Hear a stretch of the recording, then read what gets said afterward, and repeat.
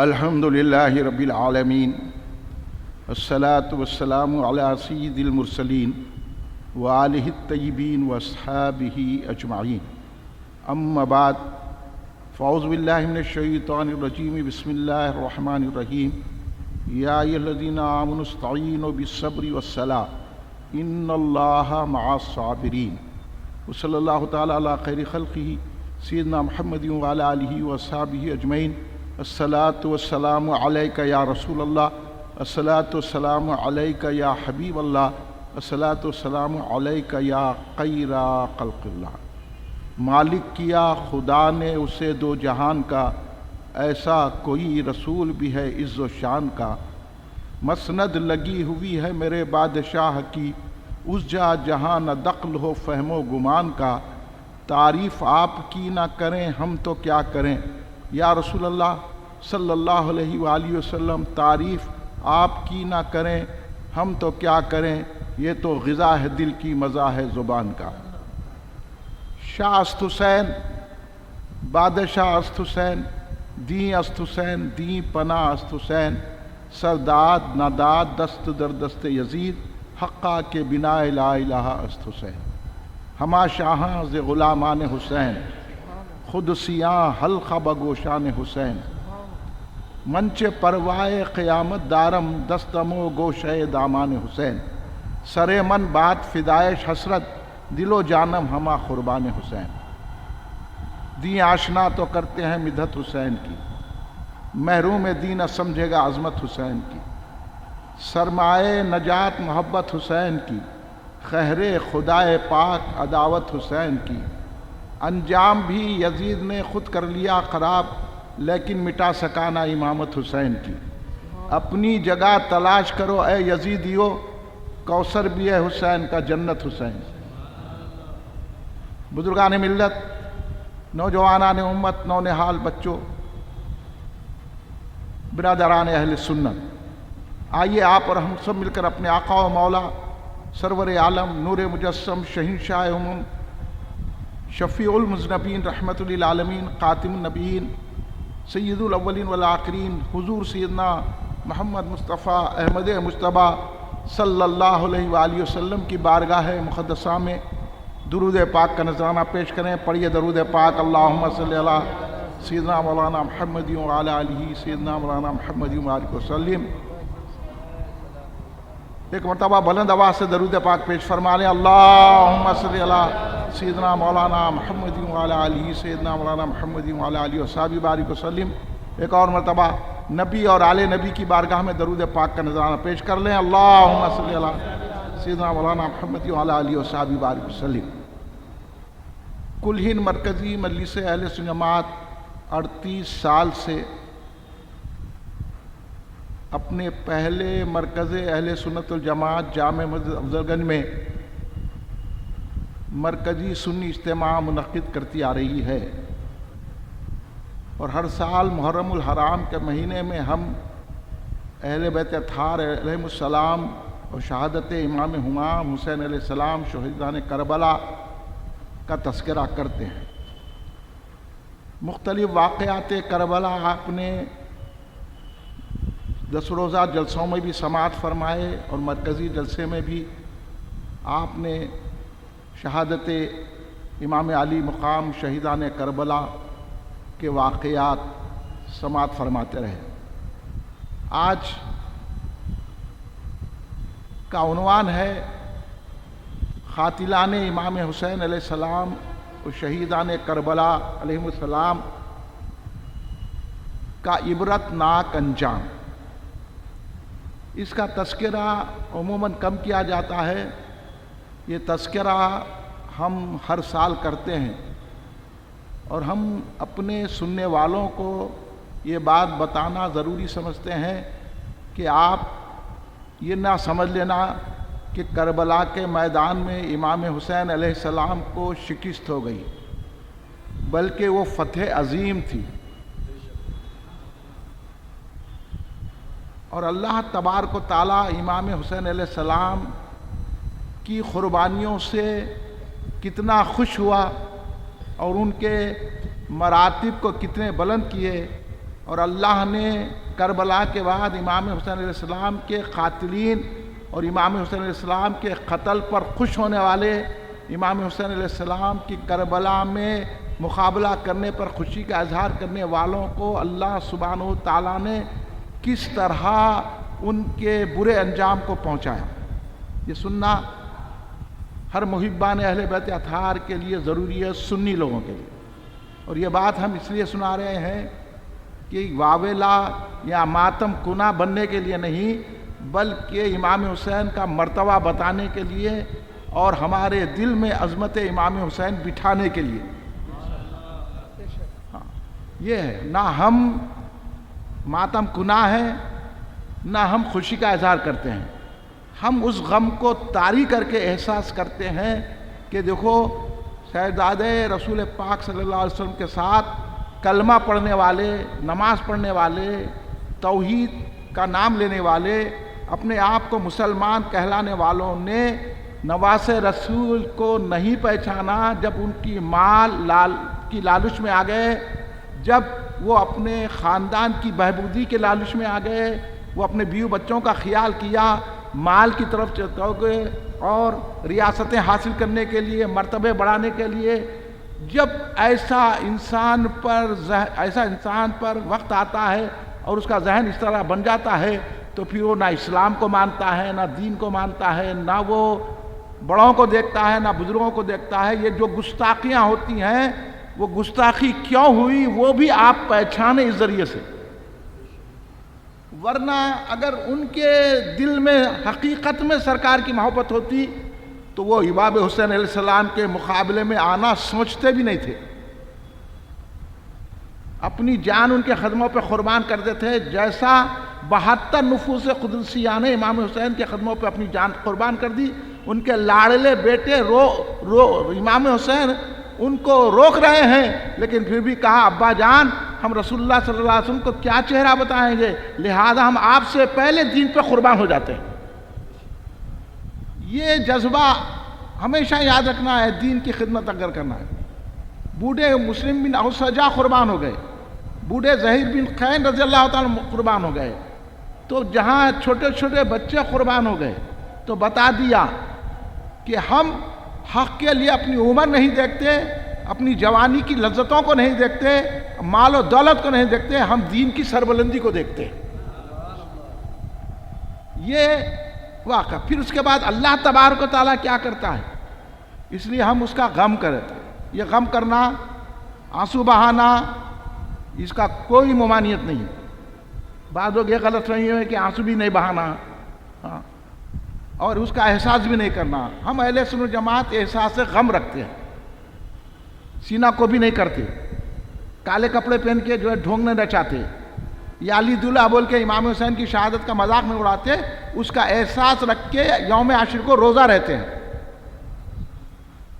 اور ذکر کر کے آنسو بہاتے ہیں، کیونکہ یہ آنسو بہانا آپ پورے اولیاء اللہ کو پڑھیے، یوم عاشورہ میں اپنی خانقاہوں میں ذکر حسین رکھتے ہیں اور تذکرہ کر کے آنسو بہاتے ہیں، اور یہ آنسو بہانا غم حسین میں رسول پاک صلی اللہ علیہ وسلم کی سنت ہے، حضرت ام سلمہ رضی اللہ تعالیٰ عنہ کی سنت ہے، حضرت عبداللہ ابن عباس رضی اللہ عنہ کی سنت ہے، تمام صحابہ اکرام رضوان اللہ علیہم کی سنت ہے، اہل بیت اطہار علیہ السلام کی سنت ہے، اور بابا فرید گنج شکر رضی اللہ تعالیٰ عنہ کی سنت ہے۔ ایک مرتبہ حضور سلطان المشائخ حضرت خواجہ نظام الدین مہوی الہی علیہ رضی اللہ تعالیٰ عنہ نے ذکر کیا کہ ایک وقت بابا فرید الدین گنج شکر رضی اللہ عنہ کی بارگاہ عظمت میں حاضر ہوا تو حضور بابا فرید الدین شنکر رضی اللہ جو ان کے پیر و مرشد ہیں، وہ امام حسین کی شہادت کا ذکر کر رہے تھے اور کہہ رہے تھے کہ ان بدبختوں نے یہ تک نہیں دیکھا کہ کون سامنے ہے،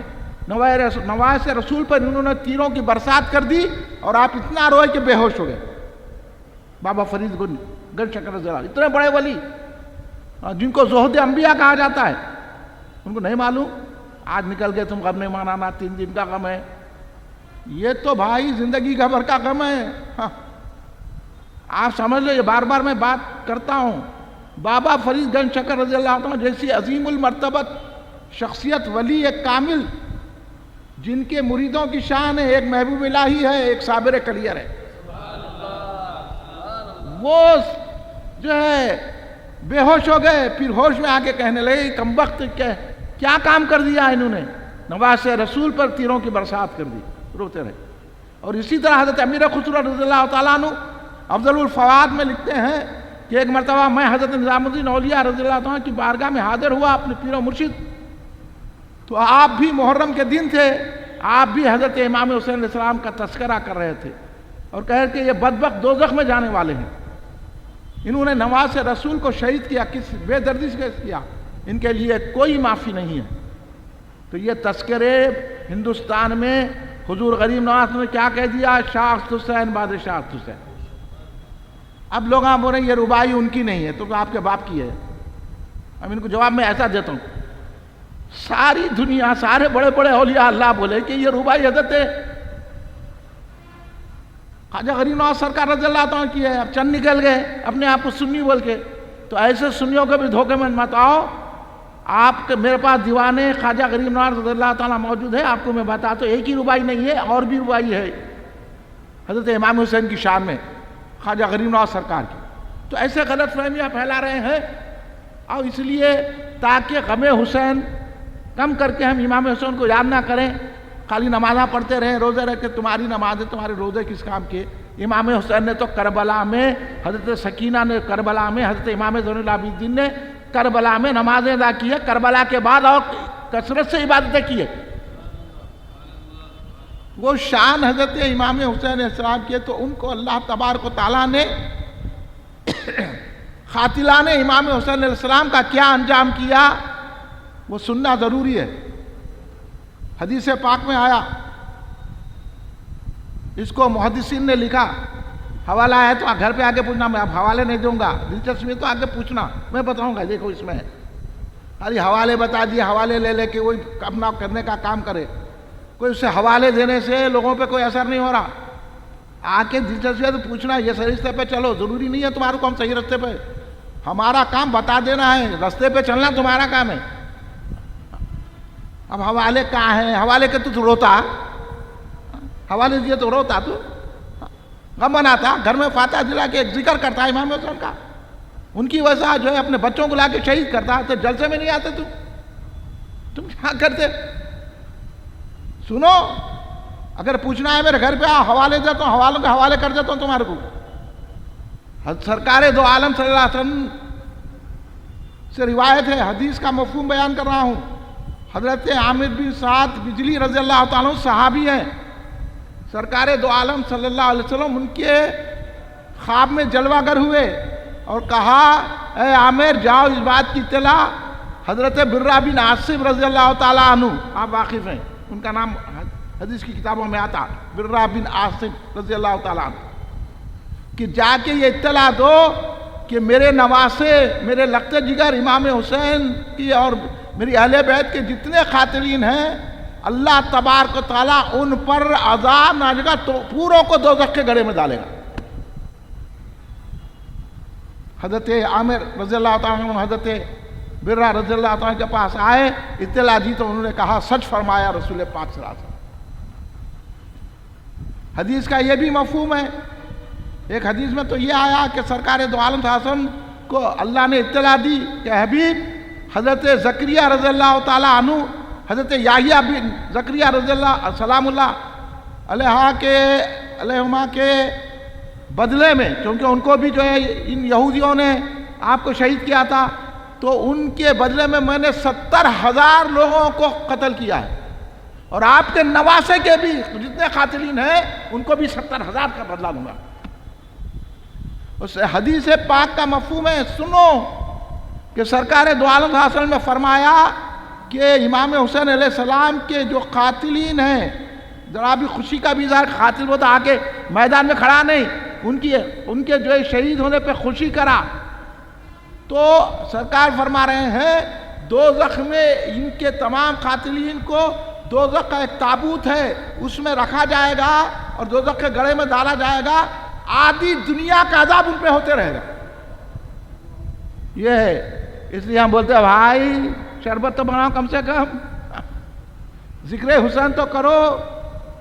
یہ ہے اور یزید پلید کا تو اتنا برا انجام ہوا اس کی خبر کا پتہ نہیں ہے. یزید پلید کی خبر پہ لوگ چپلا مارتے تھے، اس وجہ سے خبر کے پتہ نہیں ہے. بری موت مرا یزید پلید، فالج کا اثر ہو گیا، مر گیا، اور شراب پیتے پیتے مر گیا. اس قدر اس کا برا انجام ہوا. جب اس کے بیٹے معاویہ بن یزید کو تخت پہ بٹھائے، اس نے تخت کو لات مار کے، معاویہ بن یزید نے تخت کو لات مار کے کہا جو خدت اہل بیت کے خون کی رنگینی سے میں وہ تخت پہ بیٹھتا ہی نہیں، اور چکے چھپ گیا. اور 40 دن کے بعد معاویہ بن یزید کا انتقال ہو گیا. اس کے بعد آپ روایت پڑھیں گے، امام جلال الدین سیوطی ہے، دیگر محدثین کی کتابیں آپ پڑھیں گے تو معلوم ہوگا کہ اللہ تبارک و تعالیٰ نے قاتلان حضرت امام حسین علیہ السلام شہیدان کربلا کو چن چن کے ان کو سزائے دیے کہ کوئی اندھے ہو گئے اور کوئی جل کے مر گئے، کسی پر جو ہے نا برے بیماریاں لپٹے ان کو تڑپ تڑپ کے مرے ہیں، کئی قتل ہو گئے، اور کئی اس علاقے میں کوفے میں وغیرہ میں چیچک کی بیماری ہو گئی، ہزاروں لوگ اندھے ہو گئے. یہ تاریخ آپ کو شہادت دیتی ہے، یہ بتاتی ہے ایک ایک کو پکڑ کر. اور معمولی بات یہاں تک بتائی گئی ہے کہ ایک بوڑھا تھا، انہیں بولا تمام قاتلان امام حسین کو جو ہے نقصان پہنچا، مر گئے، ان کو سزائیں ملی، میں بھی تھا لیکن میرے کو کچھ بھی نہیں ہوا. تھوڑی دیر کے بعد محفل سے اٹھا، چراغ کی لو بڑھانے کے لیے، چراغ کی لو کم ہو رہی تھی، جا کے بڑھانے لگا، آگ لگ گئی اس کو. چراغ کی لو پہلے تو کم تھی، وہ اتنی سر کی آگ کیسے لگی بھائی؟ لگی، آگ لگی، تڑپ تڑپ کے جل کے خاکستر ہو گیا. یہ ہے امام حسین کہ اللہ نے فرمایا نا ان اللہ مع الصابرین. اس لیے میں نے یہ آیت پڑھی ہے کہ اللہ صبر کرنے والوں کے ساتھ ہے. تو جب ساتھ ہوتا ہے نا تو پھر اپنے محبوبین کے دشمنوں کو نہیں چھوڑتا. مت سمجھ لو کہ ہم دنیا میں اچھے ہیں. جائزہ لے لو، یہ جو اولیاء اللہ کی شان میں گستاخیاں کر رہے ہیں، غوث اعظم کی شان میں گستاخیاں کر رہے ہیں، غریب نواز کی شان میں گستاخیاں کر رہے ہیں، حضرت صدیق اکبر رضی اللہ عنہ کی شان میں، حضرت عمر فاروق رضا کی شان میں، مولا علی کی شان میں، امام حسن حسین کی شان میں جو گستاخیاں کر رہے ہیں نا، اس کا انجام دنیا میں بھی ملے گا اور آخرت میں تو ہے ہی. اس لیے خبردار ہو جاؤ. خالی انہیں بولا میں تو بچ گیا، اٹھا چراغ کو بڑھانے کے لیے، ایسی آگ لگی کہ جل کے مر گیا. ایک امام حسین علیہ السلام کو یہ کہنے لگا، استغفراللہ میں الفاظ نہیں بولتا، نے ایک ایسی بات کہی دی جو ہم زبان سے ادا بھی نہیں کرتے. فوراً آسمان سے 2 تارے آئے، اس کے اوپر مارے، اس کی آنکھیں اندھی ہو گئی. ایک بوڑھا تھا، اندھا تھا، بولے اس کو اندھا کہیں ہو گیا تو؟ یہ میں معمولی عذاب سنا رہا ہوں آپ کو. تو انہیں بولا کہ میں نے خواب میں رسول پاک صلی اللہ علیہ وسلم کو دیکھا، سرکار نے کہا میرے حسین کے قاتلوں تو خوش ہونے والوں میں تھا، تو شریک نہیں ہوا، تو خوش ہونے والوں میں تھا. سرکار نے اشارہ کیا، اندھا ہو گیا. ایک تو یہ کہہ رہا ہے، معمولی عذاب سنا رہا ہوں آپ کو. ایک تو ایک ہے سرکار کے سامنے خون کا تشت رکھا ہوا ہے، سرکار ایک ایک قاتلان امام حسین کو بلا رہے ہیں اور اس کے اوپر خون کے ایسا چیٹے مار رہے ہیں، وہ پورے کے پورے اندھے ہو گئے. اس میں وہ بھی شخص تھا جو اندھا تھا، انہیں کہا سرکار نے میری آنکھوں میں سلائی لگائی، اس کے بعد سے اندھا ہو. یہ انجام ہوا قاتلان امام حسین کا. اور اس لیے تو آسمان سے خون کی بارش ہوئی، پتھر برسے گئے اور آسمان کالا ہو گیا، اور جو بیت المقدس کا پتھر اٹھاتے خونی خون نکلتا تھا، تمام کے تمام. اور جو ہے سورج گہن ہو گیا، 7 دن تک اندھیرا چھا گیا. یہ ساری باتوں کو چھپاتے رہے. یہ پڑھیں گے تو معلوم ہوگا. اس طرح اللہ تبارک و تعالیٰ نے عذاب نازل کیا اور ان کو جو ہے عذاب میں مبتلا کیا. اس لیے جو حضرت امام حسین علیہ السلام کے سر کو اپنے گھوڑے پہ لٹکا کر کربلا سے کوفہ، کوفے سے شام لے کے گیا، وہ پلیت، وہ کافر، میں تو کافر بولوں گا، آپ کچھ بھی فتویٰ لگا لیں میرے، میں تو پورے یزیدیوں کو کافر سمجھتا ہوں.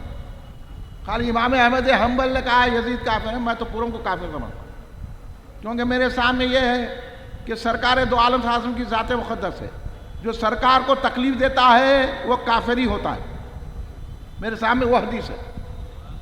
اب سرکار کے دل کو تکلیف ہوئی کہ نہیں ہوئی امام حسین کی شہادت سے؟ پھر ہم تو بولیں گے، ہمارے پاس یہ ہے، ہم تو کافر سے کم نہیں سمجھتے، دوزخی لعنتی، وہ لعنت بولنا تو معمولی چیز ہے میرے پاس، یہ پورے لعنتی ہے، آج بھی جتنے ہیں سب لعنتی ہے، اور سرکار کو تکلیف پہنچانے والا کافر ہوتا۔ وہ کچھ ہمارے بزرگوں کی حکمتیں ہوں گی، وہ بزرگوں جانے، ہم ان باتوں کو بھی ہمارے بزرگوں کی تسلیم کرتے ہیں، لیکن ہمارا دل تو بولتا ہے یزید کافر، شمر کافر، خولی کافر، ابن زیاد کافر، تمام جتنے شریک تھے کافر، اور آج جو خوشیاں منا رہے ہیں وہ بھی کافر۔ ہم تو یہ کہیں، اب آ کے بات کرنا ہے تو بات کر لیجئے میرے سے۔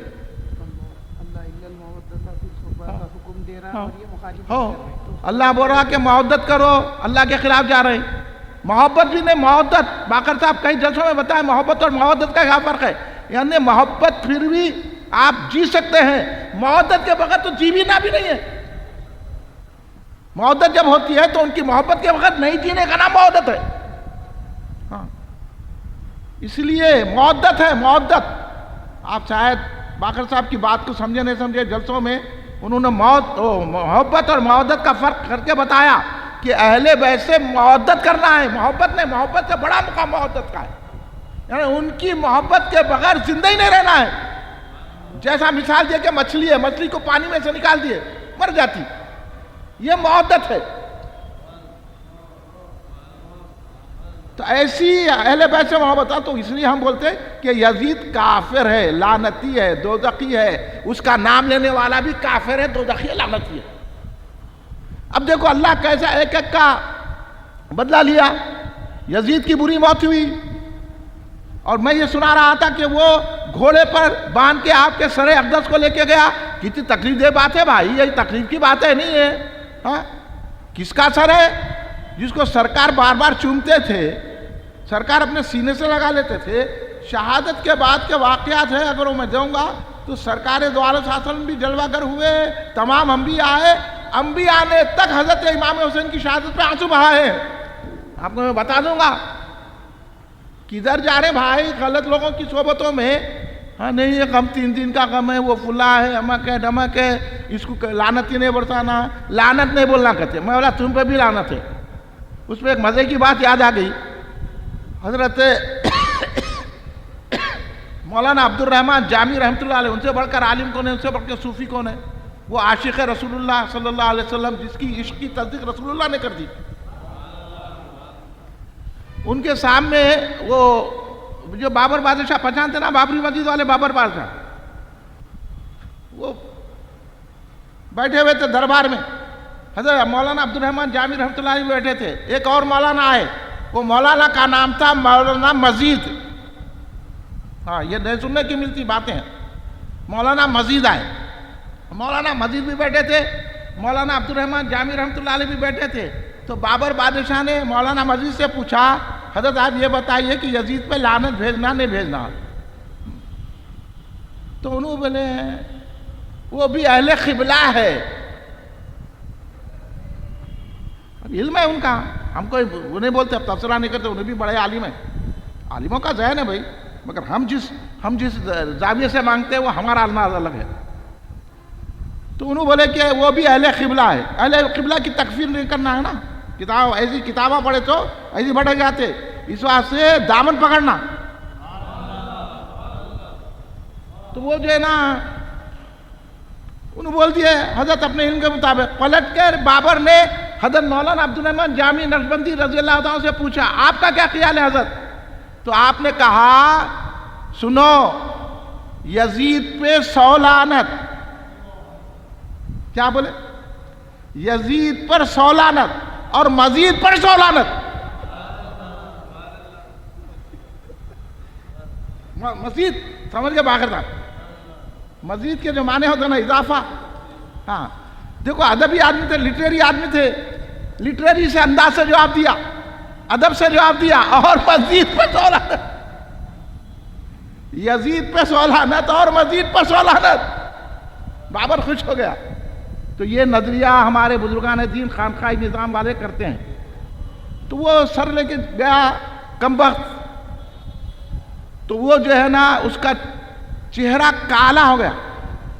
حالانکہ وہ عرب میں بڑا خوبصورت تھا. لوگوں نے پوچھا اتنا خوبصورت تھا, سارے عرب میں تیری خوبصورتی کے چرچے تھے, تیرا چہرہ اتنا کالا کیسا ہوگا, اتنا خبیث کیسا ہو گیا؟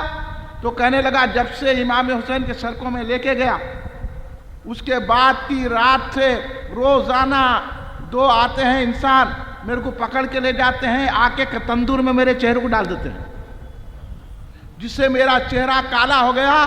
خوبصورت جا کے بدصورت, اتنا بدصورت ہو گیا دیکھنے کے لوگ نفرت کرتے تھے. یہ امام حسین علیہ السلام کے سر کے لے جانے والے کی ہے. یہ امام حسین علیہ السلام.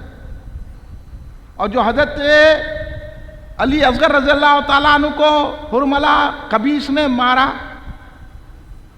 اور جو تیر برسایا, اس کی حالت ایسی ہو گئی کہ اس کے جو ہے پیٹ میں گرمی ہو گئی اور پیٹ میں سردی ہو گئی. تو اب اس کا علاج ہے, پیٹ کے سامنے جو ہے نا ٹھنڈا پانی رکھتے تھے, برف مارتے تھے, اور پیٹ پہ جو ہے پیچھے جو ہے انگیٹھی رکھ دیتے تھے. تڑپ تڑپ کے مر گیا. کوئی پانی پیتا تھا, یہ کرتا تھا, نہ آگ بجھتی تھی نہ یہ سردی جاتی تھی.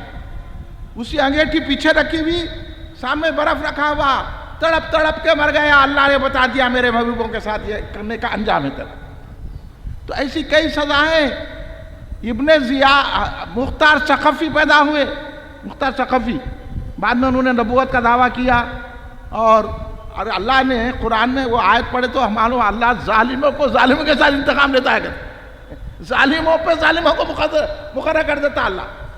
حالانکہ مختار ثقفی کا بہت بہترین کام ہے, چن چن کر حضرت امام حسین علیہ السلام شہیدان کربلا کے قاتلوں کا وہ بدلہ لیے مختار ثقفی, لیکن آخر میں نبوت کا دعویٰ کر دیا. اس لیے زیادہ نہیں بولا جاتا ہے. مختار ثقفی نکل کے اب انہوں نے عمر بن سعد کو پکڑا. عمر بن سعد کون ہے؟ جو بولا کہ دیکھو گواہ رہو, میرے کو رائے کی حکومت چاہیے, گواہ رہو, سب سے پہلا تیر میں اہل بیت اطہار پہ پھینک رہا ہوں, لوگوں گواہ رہو. عمر بن سعد کو پکڑے مختار ثقفی, فوج بھیجے, لوگوں کو بھیجے. اس کا بیٹا آیا, انہوں چھپ گیا. عمر بن سعد بیٹوں کو بھیجا. بیٹوں بولے تم کون ہے؟ میں بیٹا عمر سعد کا. بابا کہاں ہے؟ گھر میں ہے, پکڑ کے لاؤ. بولے پکڑ کے لاؤ. تو انہوں مقابلہ کرتے ہی جو مختار ثقفی کی لشکر تھا گردن الگ کر دیے, جھڑک کر دیے, لا کے سر مختار ثقفی کے سامنے پھینک دیے. تو بیٹے سے کہا, پہچانتے؟ ارے میرے بابا کا سر ہے. ہاں میں گھر میں بیٹھا, اب رائے کی حکومت کہاں ہے رے؟ امام حسین کے کربلا کے وقت کیوں نہیں بیٹھا تھا گھر میں تو؟ بلا تیرے باپ کو. بلائے, سر لا دیے. جب سر لائے تو بیٹے سے پوچھا یہ تمہارے باپ کا سر ہے؟ ہو میرے بابا کا سر ہے. رونے لگا. کیا رو رہا؟ اب تو بھی تیرے باپ کے پاس جا. اس کا بھی سر قلم کر دیا. اس کے بعد بولا کہ امام حسین, وہ عمر کا سر امام حسین کے مقابلے میں کچھ نہیں ہے, اور علی اکبر کا سر کے مقابلے میں اس کا کچھ بھی نہیں ہے. میں تو ان کے ایک انگلی کے پور کا بھی بدلہ نہیں لیا. اس طرح شمر بھاگتے پھرا, خبیث, یہ سب سے بڑا خبیث ہے شمر. شمر لعین دوزخی کافر, انہیں بھاگ لیتے پھر رہا تھا. لشکر بھیجے, وہ مختار ثقفی اس کا مقابلہ کیا. ذرا بہادر تھا, تھوڑا لڑا, اگر آخر میں لشکر کشی کر کے مختار ثقفی کی فوج نے اس کو پکڑا اور تیروں سے چھنی کر دیا, مار مار کے سر بھیج دیا گیا. خولی کا اندازے کیا, اس کو برانہ کر کے اس کے یہ کپڑے اتار کے تیر برسائے گئے. ایک ایک کو پکڑ کر مختار ثقفی نے ایسا مارا ہے کہ سر قلم کر دیا, یہاں تک کہ کوئی نہ بچا. اور پھر ان پہ ایسے عذاب, بیماریاں آئیں, اندھے ہو گئے, عذاب نازل ہوئے. گھر میں بیٹھے بھی تو ان کے پر عذاب آ گیا, سب کچھ ہونے لگا. ابن ضیاء جو بڑا کمینہ, بدماش, کتا, سور کتے اچھے ابن ضیاء سے, دوزخی کافر, جو امام حسین علیہ السلام کے سر کو جو ہے اپنی چھڑی سے آپ کے دندان مبارک اور آپ کے لبوں کو مارا، ابن زیاد کمبخت۔ اس واسطے حسن بریلوی رحمۃ اللہ علیہ نے بہت اچھا لکھا کہ اہل بیت اطہار سے بے باکیاں گستاخیاں، اہل بیت اطہار سے بے باکیاں گستاخیاں، لعنت اللہ علیکم دشمنان اہل بیت۔ یہ اعلیٰ حضرت کے بھائی کا عقیدہ ہے، ابھی ہم آ رہے ہیں اعلیٰ حضرت کا نام لے کے۔ لعنت اللہ علیکم دشمنان اہل بیت۔ تو ابن زیاد کیا کیا معلوم؟ ابن زیاد کو پکڑے، لشکر کی مقابلہ ہوا، اب وہ تفصیلات نہیں ہیں، آپ کو مختصر مقابلہ ہوا، آخر میں ابن زیاد ہار گیا، اس کا بھی سر قلم کر دیے مختار ثقفی کی فوجیوں نے، اور اس کو بھی لائے یہ مختار ثقفی کے دربار میں، وہی دربار جہاں ابن زیاد تخت پہ بیٹھا تھا، اور 10 محرم، وہی محرم کی تاریخ، جس محرم کی تاریخ کو امام حسین کا سر آیا، وہی تاریخ تھی اور وہی جگہ تھی، وہی محل تھا، اور مختار ثقفی بھی بیٹھے ہوئے تھے اور سامنے ابن زیاد کا سر تھا۔ تو مختار ثقفی نے سر کو مارا، مار کے کہا یہ بدلہ ہے، کچھ بھی بدلہ نہیں ہے امام حسین کا، اور خوشی کا تھا اتنے میں۔ اب دیکھیے دنیا والوں کو اللہ نے بتا دیا ان اللہ مع الصابرین کا کیسا نقشہ اللہ نے ہمارے سامنے رکھ دیا۔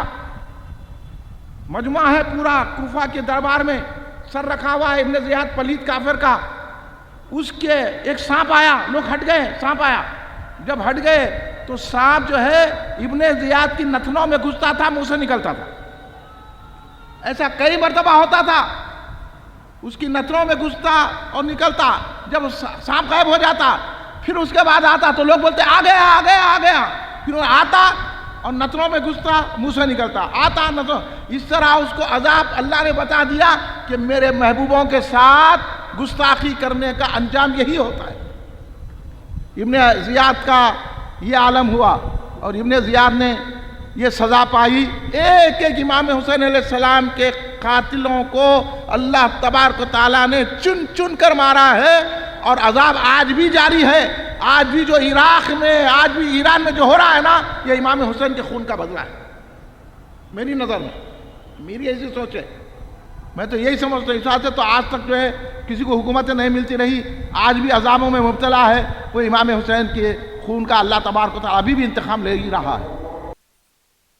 امام حسین علیہ السلام اور شہیدان کربلا کے قاتلوں کا برا ناک انجام ہوا، اس سے آپ سبق حاصل کیجئے اور دل میں محبت بسائیے تو اہل بیت اطہار کی محبت بسائیے۔ آخری بات عرض کرتا ہوں، اس کے کئی حوالے ہیں، ایک حوالہ میرے اپنے شہر کا دیتا ہوں۔ ہمارے شہر کے عالم ولی، بہت بڑی روحانی شخصیت، نقشبندی سلسلے کے زبردست پیر حضرت سید عبداللہ شاہ قادری نقشبندی رحمۃ اللہ علیہ کی کتاب ہے شہادت نامہ، اور ہمارے حضرت ہی کے عقیدوں سے ہمارے عقیدے بنے ہیں، لہذا حضرت نے یہ واقعہ بھی حضرت محدث دکن عبداللہ شاہ صاحب قبلہ رحمۃ اللہ علیہ نے لکھا ہے۔